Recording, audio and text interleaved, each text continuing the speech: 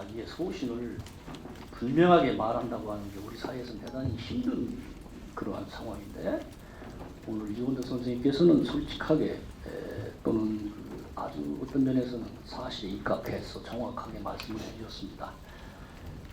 저도 그 한일 외무장관의 합의문과 그리고 공동 기자회견문을 몇 번 읽어봤었는데, 그 읽어보면서도 석연치 않은 부분이 꽤 있었습니다.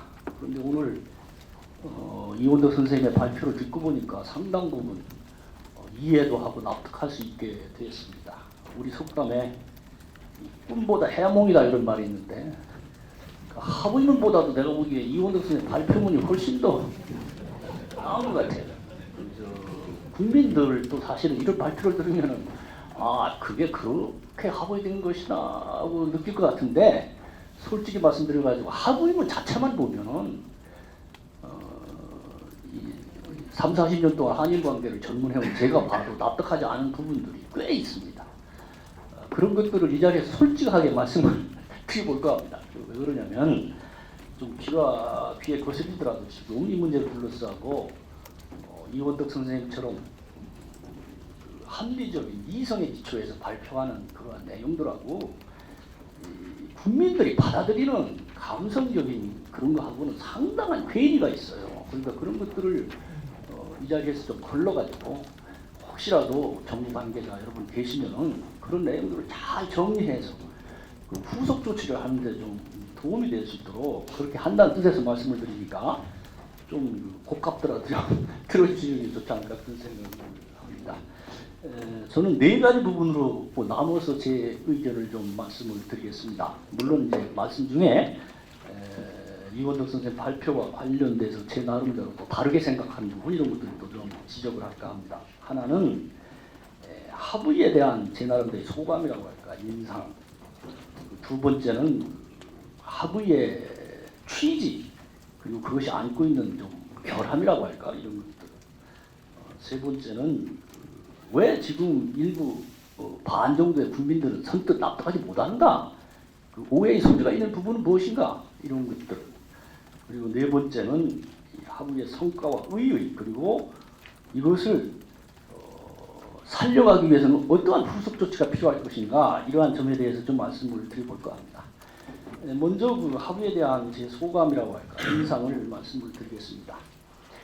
저는 사실은 박근혜 정부 출범부터 해서 한일 관계를 대할 때 위안부 문제를 대일 외교의 가장 중요한 아전대로 설정을 하고 그것이 해결이 안 되면 정상회담조차도 안 하겠다라고 하는 그런 태도에 대해서는 일관되게 비판을 해왔습니다. 한일 관계는 그렇게 단순한 게 아니고 대단히 복잡하고 중충적이고 수많은 아젠다가 있는데 거기에 올인한다고 하는 건 대단히 내가 보기에는 자승자박이 될 거라고 하는 그런 생각에서 비판도 했고, 더군다나 대통령께서 직접 피해자가 수용하고 국민이 납득할 만한 해결 방안을 일본이 내놔야 된다라고 말씀하셨을 때는 사실은 대단히 걱정을 했습니다. 일본이 그렇게 할 까닭이없고 할 수가 없어요. 천지개벽이 돼도. 그런데 그런 것들을 하나의 큰 목표로 내세우고 위안부 문제를 다룬다고 하는 것은 자칫 잘못하면 스스로 출구를 찾지 못하냐나 했었는데, 마침 연말에 말이죠, 한국과 일본이 합의했다라고 하는 걸 듣고 깜짝 놀랐습니다. 저는 그래서 피해자가 수용하고 국민이 납득할 만한 수준의 합의가 됐구나 했는데, 합의문을 쭉 보고 회견하는 걸 보면서 느낀 것은 솔직히 말씀드려가지고 태산명에 동서일필이라는 얘기가 있어요. 그야말로 태산이 무너질 듯이 요란을 떨었는데 나중에 보면은 결국은 쥐새끼 한 마리가 나오는 정도. 첫 번째 인상. 그리고 이 장고 끝에 악수를 뒀지 않나 하는 그 이것도 제가 좀 박하게 말씀드릴지 모르지만 그렇게 생각했어요. 왜냐면은 곧바로 그 피해자라고 하는 사람들이나 또는 그 사람들을 지원했던 운동단체에서 반박 성명을 내고 또 정면으로 대항하는 자세를 보이고 마치 그 다음 날인가요? 저 일부러 수요 집회 현장에 가봤더니 분위기가 대단히 심각해요. 그래서 야 이거 자칫 잘못하면 이게 또 하나의 큰 국내의 갈등, 대립, 정쟁, 분란의 요소가 돼버리지 않을까라고 하는 그러한 걱정을 좀 하고 있습니다. 그런데 이것은 많은 부분이 자업자득이에요, 자업자득. 그러니까 위안 문제에 대해서 처음에 목표를 너무나 높게 설정을 하고 또 피해자나 지원단체들의 요구를 100% 수용해서 관철시키는 듯한 인상을 주었기 때문에 막상 만들어진 합의안에는 거기에 만족하지 못하는, 그러니까 국민들의 기대는 상당히 높았는데 현실적으로 나온 것은 그렇지 못했다고 하는, 그게 있다고 하는 게 첫 번째 감상 그리고 소감이었어요. 자, 그럼 두 번째로 합의문의 내용, 취지 그리고 그것이 안고 있는 문제점 뭔가 이 점에 대해서 좀 말씀을 드리겠습니다. 이 합의문을 평가할 때는 저는 네 가지 문건이 중요하다고 봐요. 하나는 고노담화예요.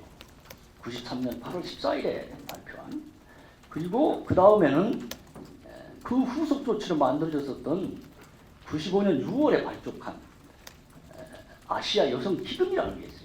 그 여성 기금이 하려고 했었던 목표와 실제 사업 내용이 있습니다.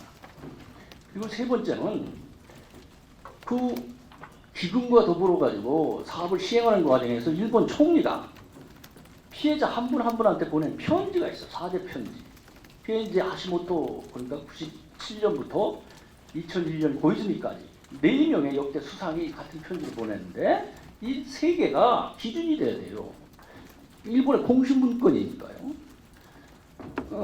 그리고 또 하나는 이제 피해자가 받아들이고 국민이 납득할 만한 해결이라는 것은 누구도 장담 못하는데 다행히 그것을 요약해서 제시한 문건이 있어요. 그것은 아까 이원덕 선생님이 자료로 제시했었던 아시아 연대회의라는 게 있어요. 아시아 15개국의 위안부 문제를 지원하는 NGO들이 매년 모여서 회의를 해요. 거기에서 작년 6월에 만든, 그러니까 일본 정부에 제출했었던 위안부 문제 해결을 위한 제안서가 있는데 그게 바로 이제 하나의 또 판단 중도 기준이 돼야 돼요. 그런데 이번에 발표된 합의안은 사실은 고노관방 양반이나 다마라든지 여성기금이라든지 일본 총리의 사죄 편지의 내용을 그대로 순서를 바꿨지만은 거기에 있는 워딩을 그대로 따다한 거예요. 여러분 보세요. 세 가지 문구. 저도 거기에 대한 책도 썼기 때문에 몇 번씩 읽어보면은 대개는 거기에 나와 있던 내용들을요. 일본 정부의 책임, 내각 총리 대신으로서의 사죄와 반성, 그리고 그것을 표시하기 위한 증거로서의 일종의 돈을 낸다고 하는, 그걸 뭐 배상금이라고 우리는 해석을 좋다고 보는데 그런 거라든지 또는 속죄금도 좋습니다만은 그러한 것들은 그 세 가지 조치에 다 들어있는 거예요. 여기 어떻게 보면은 이번 합의문은 그 일부에 그런 구절이 나와요. 일본은 위안부 문제에 성실하게 대응했다. 그러한 경험에 기초해서 이번에도 한다 그랬거든요. 그러니까 우리가 평가할 때는 일본이 이제까지 해왔던 걸 종합한 것이다 라고 하는. 다만 그 종합한 것 중에서 다른 점이 뭐냐, 그것은 형식이다. 형식이라고 하는 것은 총리가 직접 나서가지고 외무 대신하고 대독을 하게 했는데 그런 표명을 했다라는 거하고, 또 하나는 논란의 여지가 있었던 여성 기금에서 했던 것처럼 국민 성금이라든지 이런 것들보다는 국가 예산으로 그 보상이라고 할까 이런 것들 한다고 하는 그런 것들이 좀 달라진 거다. 그걸 높게 평가한다면 나는 높게 평가할 수 있다고 봐요. 그러나 본질적인 면에 있어서는 일본이 이제까지 해왔던 것들을 종합한 그런 것이다라고 하는 것들을 우선 말씀을 드립니다. 그럼 여기에서 그런데 세 번째로 말씀드린 것은 이 하부문이 가지고 있는 뭐랄까 허점이라고 할까, 결함이라고 할까, 그로 인해서 발생하는 오해의 소지라고 할까, 이런 것들을 또 말씀을 드려볼까 합니다.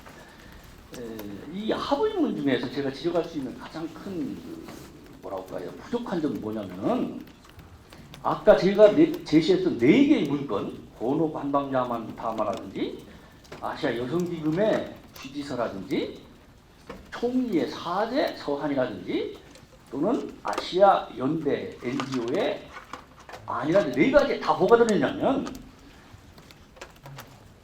앞으로는 이와 같은 일이 다시 발생하지 않는, 그러니까 어떻게 보면은 진상 규명을 하고 재발 방지 위한 조치로서 교육과 교과서 기술 추도 사업 이런 것도 하고, 또 혹시라도 일본이 공식으로 사죄하면서 뒤집는다는 발언이 있으면 명명백백하게 반박을 하고 하는 등과 같은 그러한 조치를 해야 된다는 게 앞에 4가지 문건에 다 들어있어요.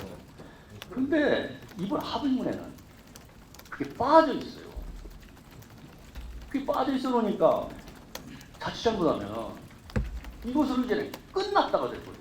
그걸 마치 뒷받침해 주듯이 그 이원덕 선생님이 말씀하신 부속 조치 비슷하게 들어가 있는 마지막 조항에 최종적 및 불가역적으로 해결되었다라고 하는 규정이 들어가 있어요. 근데 이것도 제가 보기에는 아까 이원덕 선생님이 그 들어가게 된 경우라고 할까 이런 걸 잘 설명해서 우리들은 다 납득을 하는데, 그 문건 자체만 보면 어떻게 되냐면은 일본이 재단에다 10억엔만 출연하면 이제는 끝난다라고 해석될 그 문구가 워딩이 그렇게 돼 있더라고요. 그래서 내가 보면 이거는 좀 우리가 너무 서두르지 않나 그런 생각이 나가지고 그런 오해가 생길 여지가 있다고 하는 것들을 하나 말씀을 드리겠습니다. 또 하나는 역시 소녀상 문제, 이것도 역시 이원덕 선생님의 설명으로 충분히 납득이 갔습니다만은 굳이 예를 들면은 아까 말한 일본이 내세웠던 3가지 조치 이런 것들이 다 잘 이행이 되고 재단이 설립되고 위안부 문제가 결국은 한국과 일본의 협의하에 해결이 되면 자연적으로 소녀상 문제라든지 또는 국제사회에서 서로 비방하는 것 같은 거 없어질 텐데, 그런 것들을 문건에 넣음으로 해가지고 반대하는 세력들에게 꼬투리를 잡히게 했던 게 아닌가 하는 그러한 아쉬움이라고 할까, 이런 생각을 저는 가지고 있습니다. 그 4번째로 제가 또 말씀드린 것은 이번 하부의 성과, 의미 그리고 후속 조치에 대해서 말씀을 드리겠습니다. 제가 보기에는 여러 가지 그 한계도 있고 부족한 점도 있지만 이번에 한국과 일본이 위안부 문제에 해결하고 제시한 것들은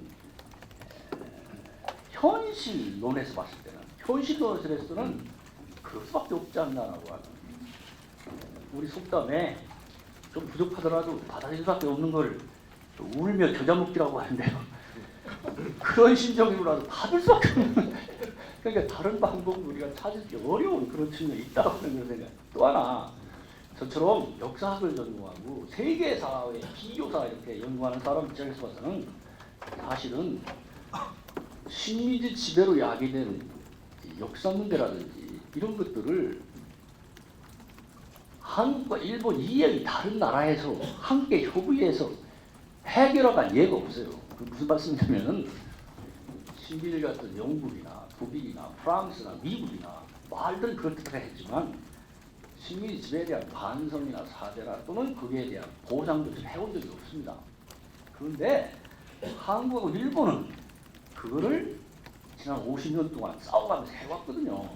그러니까 그런 점은 어떻게 보면 두 나라가 세계를 향해서 우리가 이런 거 해온다고 하는 걸 좀 표명할 수 있는 좋은 계기가 됐다고 생각해요. 그렇다면 저는요, 아베 수상, 박 대통령한테 바라고 싶은 것은 이왕에 그런 걸 하실 바에는 좀 더 당당하게 말이죠.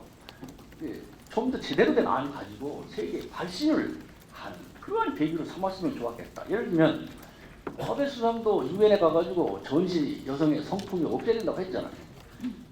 우리 대통령도 위안부 문제는 한일 간의 애교 문제뿐만 아니고 여성의 보편적인 인권의 문제다라고 했어요. 그러한 거창하고 고상한 얘기를 서로 하는 사이라면 이번 같은 경우를 세계를 향해서 그런 걸 내세우고 한국과 일본이 좀 더 협력을 해가지고 앞으로 지금도 지금 지구상에서 빈번하게 일어나고 있는 전시 성폭력을 없애는 모범국가가 되겠다고 하는 쪽으로 했었으면 했던 게 하나의 바람인데 그야 뭐 할 수 없어요. 두 분의 역사관이 그러니까 말이죠.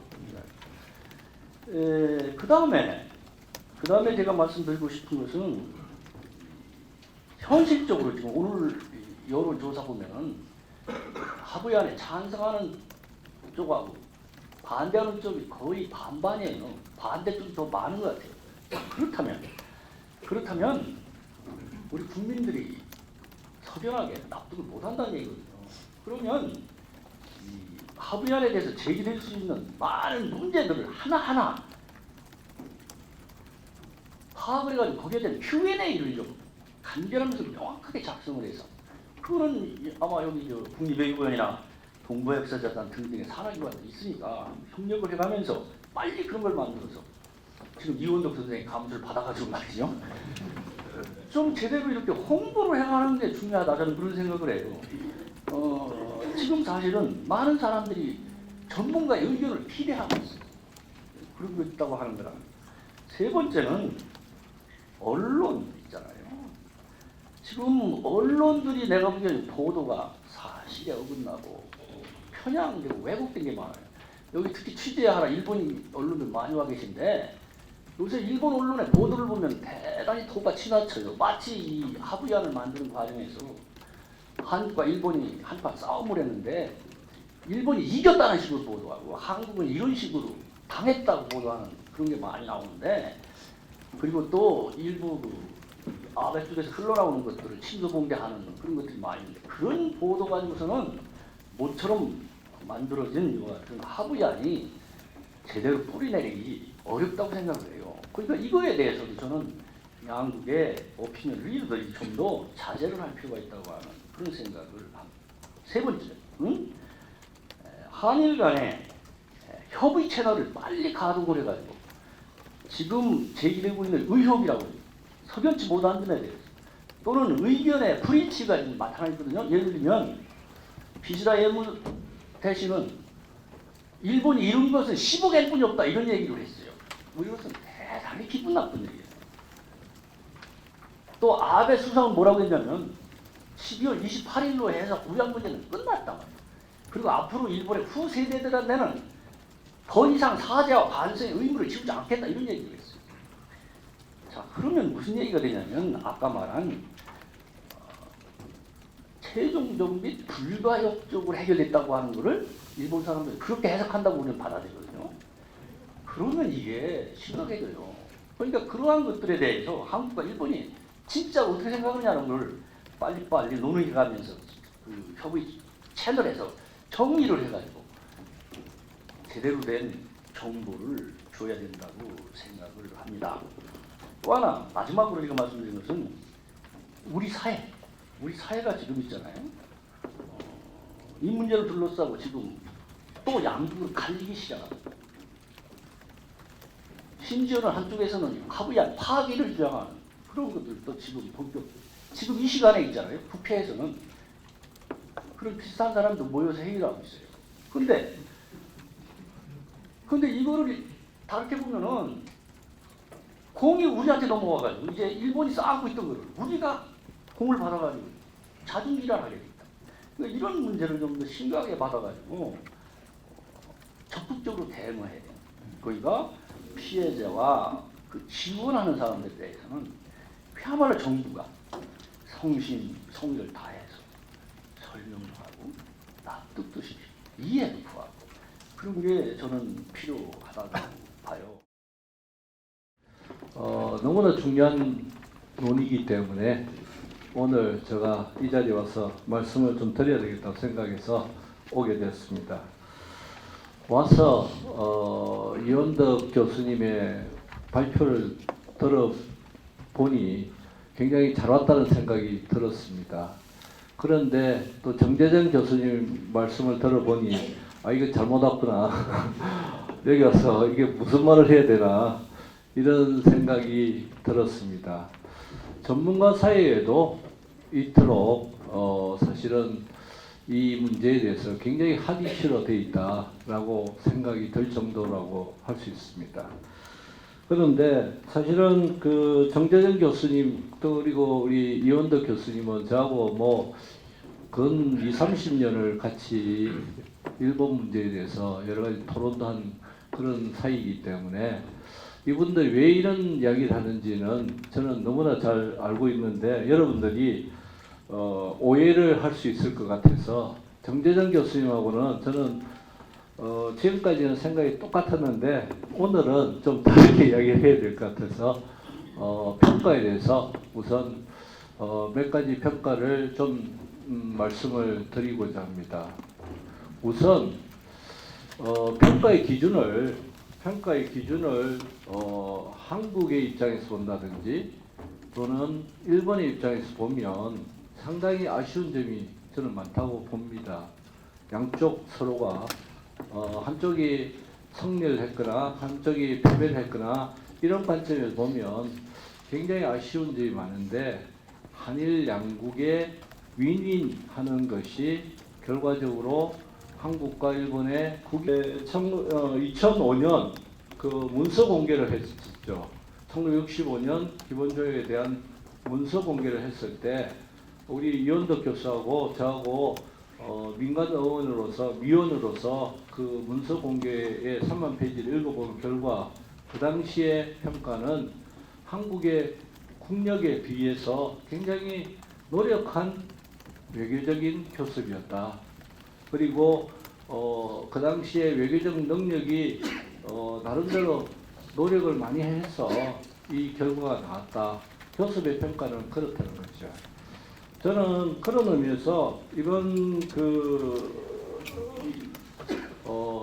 교섭의 결과 평가를 한다면 사실은 한일 관계에 있어서 굉장히 어려운 문제가 자민당이 특히 아베 수상이 본인이 이 정부의 책임을 인정했다. 이것은 일본 분들에게 여러분들 물어보셔도 아베가 설마 그까지 인정했느냐 이럴 것이라고 생각이 듭니다. 근데 이것은 우리가 이원덕 교수가 이야기했듯이 이번 위안부 문제의 본질이 뭐냐? 사죄와 그리고 반성과 사죄를 받아야 된다. 이게 본질이라고 한다면 기본적으로 이번 그 평가를 통해서 보면 나름대로 교섭을 열심히 했다. 많은 노력을 했다라고 저는 평가를 주고 싶습니다. 그리고 이것이 갖고 있는 우리 정재정 교수님 말씀하신 아쉬운 점에 대해서 몇 가지를 말씀을 했는데 이것이 지금 모든 것이 끝난 것이 아니라 지금이 최종 단계로 가는 프로세스에 들어가고 있다. 프로세스의 종착역은 기금을 만들어서 그 기금이 사실은 완성된 형태로 교육도 하고 훈련도 하고 재발 방지를 하는 기금이 되면 사실은 완성된 형태의 최종적이고 불가역적한 형태로 만들어진다. 그런데 그것은 우리에게만 책임이 있느냐 하면 일본도 그 과정에서 망언을 자제해야 되고 망언을 할 수 없는 그런 구조로 만들어 가야 되는 거죠. 그런 의미에서 지금은 이제 프로세스에 들어갔고 그 프로세스를 어떻게 명확하게 그리고 앞으로 재발 방지를 위해서 이것이 끝을 날 수 있도록 하느냐가 과제로 남아있다. 그래서 저는 교섭이 끝났다고 생각하지 않고 이것이 점차적으로 최종 단계로 가는 프로세스에 들어있다. 그렇기 때문에 지금부터가 우리의 뭘 해야 되는지가 굉장히 중요한 상황에 왔다라고 저는 생각이 듭니다. 그래서 오늘 경쟁사임에도 불구하고 여기 와서 여러분들에게 말씀을 드렸는데, 그런 의미에서 이번 그 교습을 사실은 한일 관계 측면에서 보면 한일 관계가 서로를 불신하고 그리고 갈등하는 관계에서 사실은 상대방과 교섭을 통해서 윈윈 해야 된다는 정신으로 돌아왔다. 그런데 아직까지 불안정한 거죠. 돌아온 것이 불안정한 거죠. 그러니까 이 정신을 빨리 완전한 정신으로, 온전한 정신으로 만들어줘야 된다. 그런 의미에서 저는 몇 가지를 제안을 하고자 합니다. 그리고 이원덕 교수한테 말씀을 드릴 것이, 아까 이야기했듯이 이게 외무장관의 그런 성명, 공동 성명의 형식을 취했기 때문에 조약의 형식으로 진화시켜야 된다. 이 말씀은 좀 더 재확인 과정을 갖자라고 저는 생각을 하고 있고, 이런 의미에서 한일 정상회담을 통해서 좀 더 명확한 형태의 재확인 과정이라는 것이 필요하다. 이게 제가 첫 번째 말씀을 드리고 싶습니다. 그러니까 사실은 한일 양국의 입장에서 보면 아직도 상대방을 불신하고 있죠. 불신하고 있지만은 이제는 상대방이 필요하기 위해서는 가장 먼저 해야 될 작업이 뭐냐? 위안부 문제다. 그래서 위안부 문제에 대한 합의를 고심 끝에 한일 양국이 윈윈하는 방향으로 가고 있다라는 거죠. 거기서 좀 더 도장을 찍자. 도장을 찍기 위해서는 정상회담을 통해서 조기 정상회담이라는 것이 필요하게 되었다. 이것을 통해서 이러한 프로세스의 재확인 작업이 필요하다. 그리고 그런 재확인 작업을 통해서 재단 후속 조치가 이어지게 되겠죠. 그것을 많은 분들이 이제 생각을 해야 된다. 그런데 이러한 과정을 가기 위해서 첫 번째 해야 될 일이, 아까 우리 정재정 교수님께서도 말씀을 하셨지만은 너무나 사실에 근거하지 않은 여러 가지 유언비어 또는 부정확한 정보라는 것이 너무나 많다라고 저는 생각이 듭니다. 전문가들은 대체적으로 긍정적인 평가를 하고 있죠. 이번 교습에 대해서. 그런데 국민들은 사실은 이번 교습에 대해서 아까 이야기했듯이 부정적인 평가가 늘어나고 있죠. 그 이유는 뭐냐? 물론 국민들이 정확한 정보를 가져서 정확한 판단을 하시는 분들도 많지만은 사실은 신문이 부정확하다. 아까 이야기했죠. 일본 신문이 굉장히 정확한 신문임에도 불구하고 일본 신문 자체도 부정확하다. 그리고 물론 한국도 편향된 여러 가지 시각들이 있다.